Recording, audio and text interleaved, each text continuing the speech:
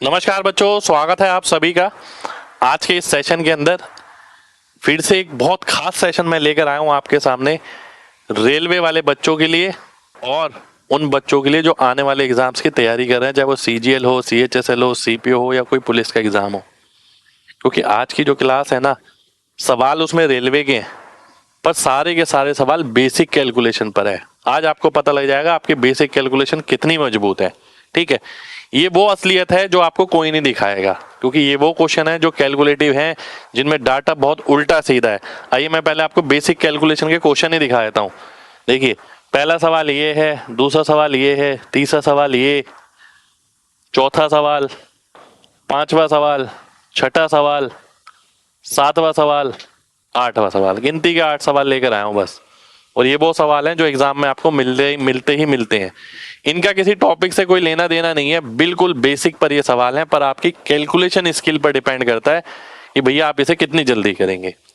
आइए देखते हैं, शुरुआत करते हैं पहले सवाल से। पहला सवाल है मेरे सामने, ये टेक्नीशियन ग्रेड 3 में आया हुआ है। देखिए क्या कह रहा है, 22 किलो 589 ग्राम को इसके अंदर जोड़ना है। ध्यान से देखिए, 22 किलो 589 ग्राम का मतलब है 22.589। ठीक है, किलोग्राम में अगर करें, और 19 किलोग्राम 678। ठीक है, ध्यान से देखना, बहुत ध्यान से। अब मैं आपसे एक चीज बोलता हूं, पहले तो बेसिक ही देख लेते हैं, फिर देखेंगे कि इससे जल्दी कुछ किया जा सकता है। अगर 9 और 8 17 का 7, एक आगे गया 8 7 15, एक 16 का 6, हासिल चढ़ा 1 6 और 1 5 11 और 1 12 और ये हो गया 42। ठीक है, तो 42.267 सी ऑप्शन आंसर आ गया। ठीक है, ध्यान से देखिएगा। अब मैं आपसे एक चीज और बोलता हूं,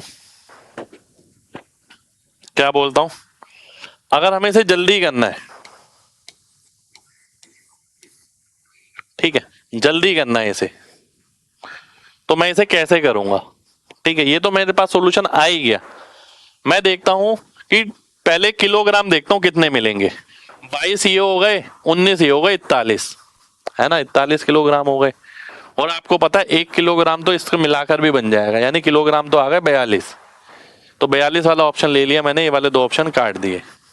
ठीक है, 22 ये है, 19 ये है, ये दोनों मिला के 1 किलोग्राम से ऊपर आएंगे, यानी 42 से ऊपर आंसर आएगा।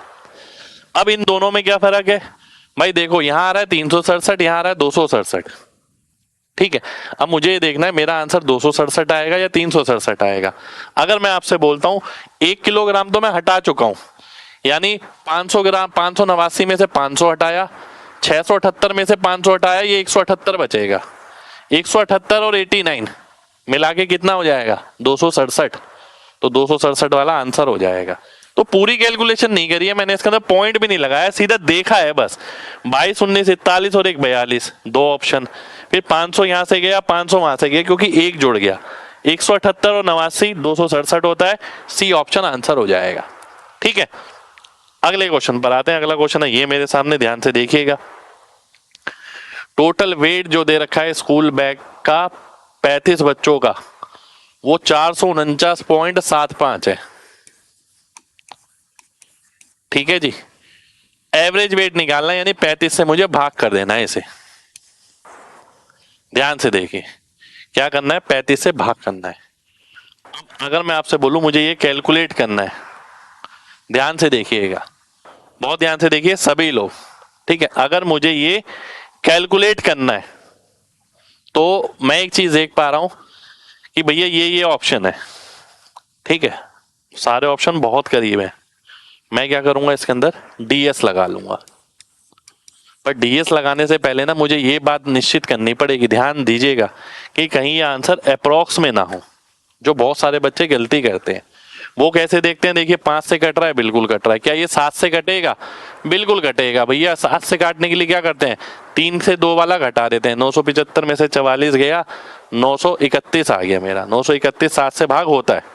ठीक है, तो यानी यहाँ पर मैं डीएस लगा सकता हूं। पहले मुझे इस चीज का पता होना चाहिए डीएस लगाने से पहले, कि भैया ऊपर नीचे ये कटेगा। अब मैं डीएस लगाता हूं, ध्यान से देखना। 5 4 9, 9 7 4 11 यानी 2, ऊपर 2 आ गया, नीचे 8 है तो ऊपर 8 हो जाएगा। 2 8 16 यानी 7 डीएस हो जाएगा। आइए देखता हूं, इसका डीएस 6 है, इसका डीएस 7 है, इसका डीएस 6 है, इसका डीएस 8 है, तो बी ऑप्शन मेरा आंसर आ जाएगा। बच्चे क्या करते हैं, अंधाधुंध डीएस लगा देते हैं, उन्हें कॉन्सेप्ट नहीं पता होता। डीएस आप जब भी लगा सकते हो जब कैलकुलेशन एक्यूरेट है, और कैलकुलेशन एक्यूरेट कब आएगी, जब ऊपर नीचे कटेगा। 5 से तो कट रहा है, क्या 7 से भी कटेगा, क्योंकि 35 में 7 भी है, तो तब जाके मैं डीएस लगाऊंगा जब मैं सुनिश्चित हो जाऊंगा। अगला देखिए, अब आप, ये क्वेश्चन आया एग्जाम में। अब यहां तो उसने बोला है कि भैया मैं तो आंसर ही अप्रोक्सीमेट पूछ रहा हूं आपसे, अब बताओ क्या करोगे। वो बोलता है 157 लीटर तेल की कीमत कितनी है, 2976 3.65। 1 लीटर की कीमत निकालनी है भाई साहब, ठीक है, मुझे क्या निकालना है, 1 लीटर की कीमत निकालनी है। अब ध्यान से देखिएगा भाई, ये तो ना मैं डीएस लगा सकता ना कुछ लगा सकता, और पेपर में आए हुए सवाल, ये सारे के सारे सवाल पेपर के। आप गूगल सर्च करिए, आपको मिल जाएगा कौन से रेलवे में कब आया है, ठीक है।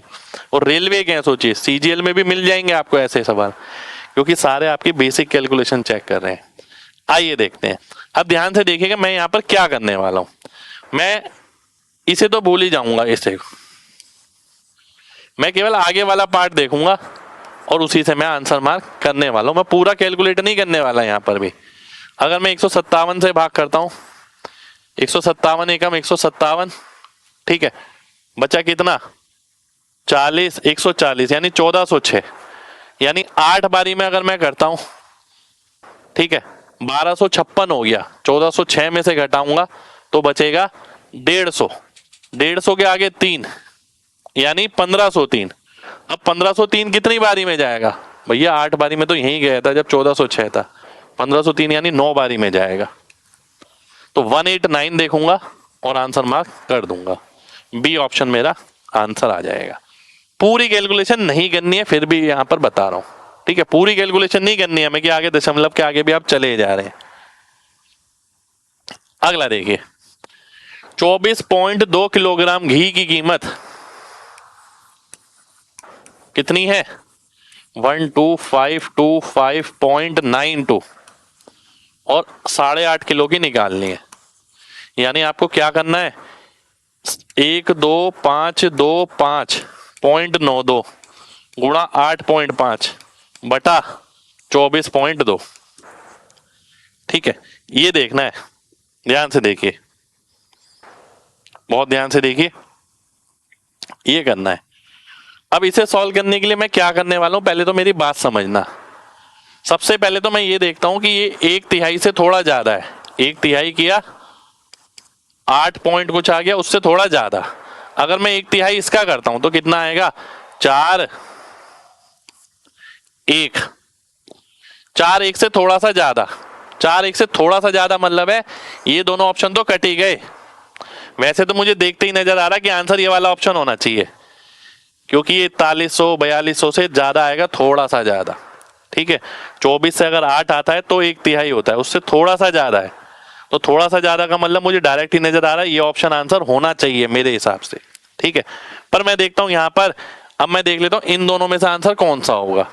भाई मैं देखता हूं कि इसमें आ रहा है 11 और इसमें भी आ रहा है 11, तो इसका मतलब है यहां पर मैं डीएस लगा दूंगा, ऊपर नीचे कट जाएंगी चीजें, ठीक है, ऊपर वाली नीचे वाली चीजें कटने वाली हैं, तो मैं डीएस लगाता हूं। वैसे मुझे साफ साफ नजर आ रहा है, सही बताऊं तो, कि भैया ये 1/3 से थोड़ा सा ज्यादा है, बहुत ज्यादा नहीं है, थोड़ा सा ज्यादा है 1/3 से, ठीक है। तो 1/3 मैंने किया 4100 4200 आ जाएगा इसका, उससे थोड़ा सा ज्यादा 4300 4400 ही बन सकता है, 4700 नहीं बन सकता, ठीक है। फिर भी मैंने डीएस लगाने की कोशिश करी और ये देखा कि भैया इसमें 11 आ रहा था, इसमें 11 आ रहा था, तो यानी ये कटने के चांसेस हैं, यहाँ पर कट जाएगा ये। तो डीएस लगाता हूं, 9 9 7 और 1 8, 8 और चौक 32 यानी 5, ऊपर 5 आ गया, नीचे कितना आ गया, 4 4 8, 5 8 40, यानी डीएस 4 आ गया, ठीक है। तो कहां पर आ रहा है, ए ऑप्शन में आ रहा है, ए ऑप्शन मेरा आंसर आ जाएगा, ठीक है। बिल्कुल बेसिक पर है ये, ठीक है, बिल्कुल बेसिक पर।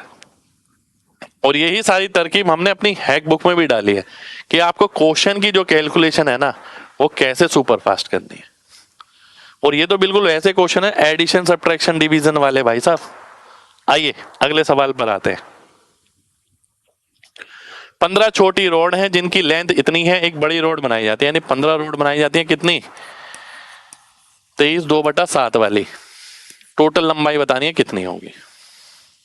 ठीक है, अब ध्यान से देखिएगा, बहुत ध्यान से। मैंने आपको बताया था इस तरीके के अगर क्वेश्चन में ऑप्शन होते हैं तो हम कैसे देखते हैं। भाई आप क्या करेंगे, 15×23 प्लस 15×2/7।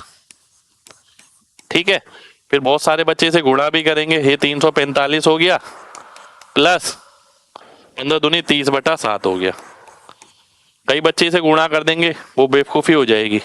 पर अगर मैं गुणा ना करके इसे सॉल्व करता हूँ, 7 चौक 28 और 2/7, तो ये हो गया 349 2/7, है ना। ये मेरा आंसर आ गया। पर मैं आपको एक चीज सिखाता हूं, क्या, रिमाइंडर थ्योरम। रिमाइंडर थ्योरम आप में से बहुत सारे बच्चों ने पढ़ रखी है, पर उसे कैलकुलेशन में लगाने वाले 1% भी नहीं है। भाई मुझे 4 ऑप्शन देख के क्या नजर आ रहा है, 7 से भाग करने पर 2 शेषफल, 3 शेषफल, 5 शेषफल, 1 शेषफल। शेषफल कहां से मिलेगा भाई, ये तो इससे गुणा हो जाएगा। शेषफल मिलेगा केवल यहां से, 30/7 से। 30 को अगर मैं 7 से भाग करता हूं 4 बारी में जाएगा, शेषफल क्या मिलेगा, 2/7। 2/7 कहां पर है, यहां पर है। सी ऑप्शन आंसर हो जाएगा। कोई मल्टीप्लाई वल्टीप्लाई नहीं किया मैंने, केवल रिमाइंडर थ्योरम से आंसर निकाला है। ये कैलकुलेशन स्किल है, इन कैलकुलेशन स्किल पे ही हमने पूरी किताब लिखी है, ये है एक बुक। ठीक है, कि क्वेश्चन की कैलकुलेशन जल्दी आपको कैसे सॉल्व करनी है, उस पर ये सारे सवाल हैं। ठीक है, अगले पर आते हैं, चलिए। अगला है ये, एक रॉड है इतनी लंबी, इसे बराबर हिस्सों में काटा गया 23/1/5 वाले, तो कितनी रॉड मिलेंगी, आइए देख लेते हैं। पहले बेसिक ही देख लेते हैं। 208 4/6 का मतलब है 2/3, तो ये हो गया 624 2 626/3। जो आम बच्चे करेंगे, डिवाइड बाय 23 पंजे 115 और एक 116, 116/5। अब क्या करेंगे, 626/3 गुणा 116 इंटू 5। अब इसे सॉल्व करेंगे भाई, है ना, और फिर काटेंगे, फिर आंसर निकालेंगे। ये बेसिक मेथड हो गया इसका। अभी तो खत्म नहीं हुआ है, आगे कैलकुलेशन होगी, पर मैं इसे इतना नहीं कर रहा हूं। ध्यान से देखिए मैं इसमें क्या कर रहा हूं। भाई 208 2/3 है, इसका मतलब 208.66 हो गया। 2/3 का मतलब यही होता है। मैं इसे अप्रोक्स से करने वाला हूं। और 23/1/5 का मतलब है 23.2। ठीक है, क्योंकि 1/5 होता है 0.2। अब 23.2 को किससे गुणा करूं कि इसके करीब पहुंच जाए। भाई मैं 8 से गुणा करता हूं। भाई 20 अट्ठे 160, 3 अट्ठे 24, यानी 184 हो गया, और 16। एक सेकंड हो जाइए, ये कुछ गड़बड़ हो रही है लग रहा है।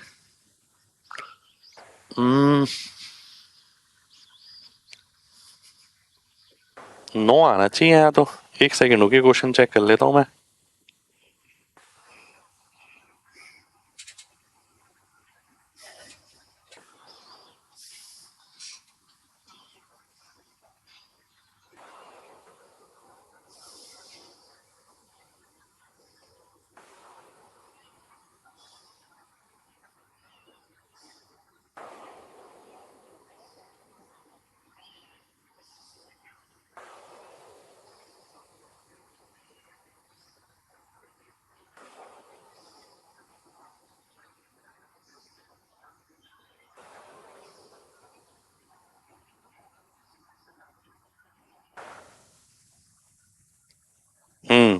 यहाँ 9 है ना ऑप्शन में, रुक जाइए, ये 9 है भाई, तो 9 आंसर होना चाहिए इसका।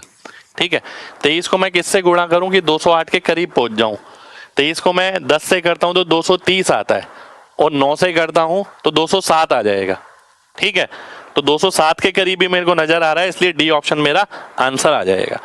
तो आप देखिए, ये तो मेरे को पूरा काटना पड़ेगा, पूरा सॉल्व करना पड़ेगा, है ना, ये हमें पूरा सॉल्व करना पड़ेगा।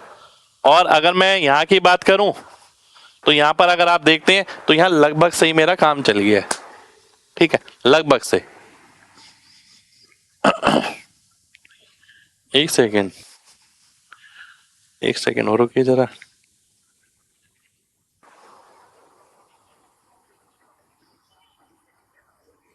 4/5 है भाई ये। ये 4/5 है। फर्क तो वैसे कुछ नहीं पड़ने वाला है ना। ये 4/5 है शायद जो आंसर है वो, तो इस हिसाब से नहीं तो इसके हिसाब से तो 8 ही आना चाहिए।